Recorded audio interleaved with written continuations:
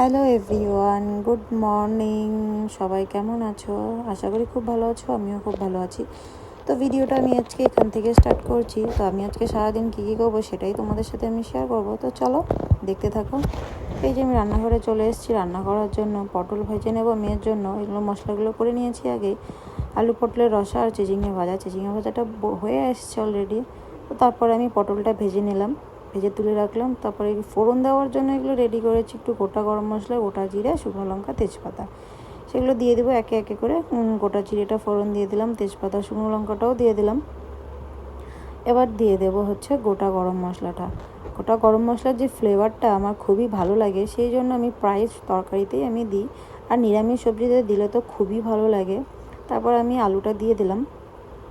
আলুটা একটু ভেজে নেব, হালকা ভাজা ভাজা হয়ে আসবে, তারপরে আমি মশলা দেবো। তো আলুটা ভাজা ভাজা হতে থাক, দেন মশলাটা দেবো। আলুটা ভাজা ভাজা হয়ে এসছে, তারপরে আমি দিয়ে দিলাম এখানে হলুদ, লবণ, এগুলো দিয়ে একটু নেড়ে চেড়ে নেব।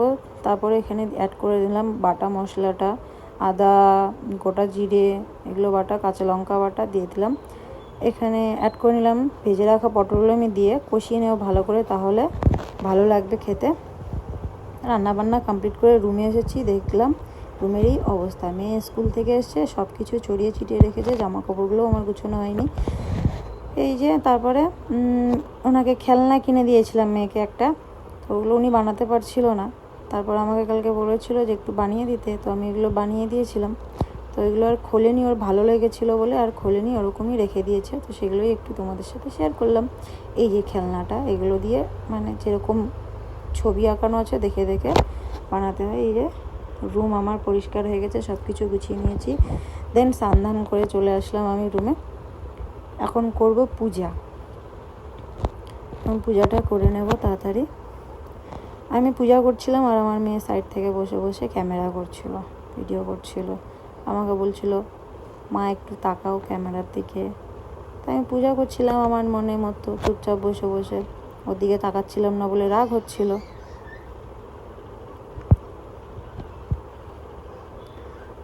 তারপর আর কি, রাগ করে তো বসে থাকলে হবে না, আমি পূজা দিচ্ছিলাম। পূজা দিতে আবার হলো না একটু তাকাই, নাহলে আরও রাগ হবে ওনার। এই তারপরে একটু তাকালাম আমি ওনার দিকে, হয়ে গেল উনি হ্যাপি। পূজা টুজা কমপ্লিট করে আমি যে খাওয়া দাওয়া কমপ্লিট করে নিয়েছি। তো খুবই ঝড় হচ্ছিল, বাইরে হাওয়া হচ্ছিল, বৃষ্টি আসবে মেঘ করেছিল, খুবই মেঘ করেছিল, বৃষ্টি আসবে জন্য প্রচণ্ড একদম কালো হয়ে গেছিলো এই সাইডটা মেঘে। তারপর বলতে বলতে বৃষ্টি অলরেডি শুরু হয়ে গেল। প্রচণ্ড বৃষ্টি হচ্ছিলো, প্রচণ্ড জোরে বৃষ্টি। আর ওখানে মাঠে ওনারা লেপ বানাচ্ছিল, সেটাও ভিজে গেছে। আর বাচ্চাগুলো দেখো বৃষ্টিতে ভিজে ভিজে খেলছে। সন্ধ্যেবেলা পড়তে বসেছিলাম মেয়েকে নিয়ে, ওকে পড়াচ্ছিলাম, ও বই পড়ছিল, হোমওয়ার্ক দিয়েছিল টিউশনি থেকে, সেগুলোই পড়াচ্ছিলাম আমি, সেটাই ও পড়ছে।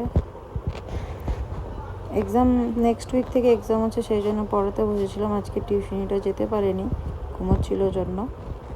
তো পড়তে পড়তে ওনার খিদে পেয়ে গেল, আমিও চলে আসলাম চা খেতে, ওনারও খাচ্ছে। চাটা খেয়ে নিই, গরম গরম চা সন্ধ্যাবেলায়। চলো, ভিডিওটা ভালো লাগলে লাইক কমেন্ট শেয়ার করে দিও। আজকে এখানেই শেষ করছি, টাটা, বাই বাই।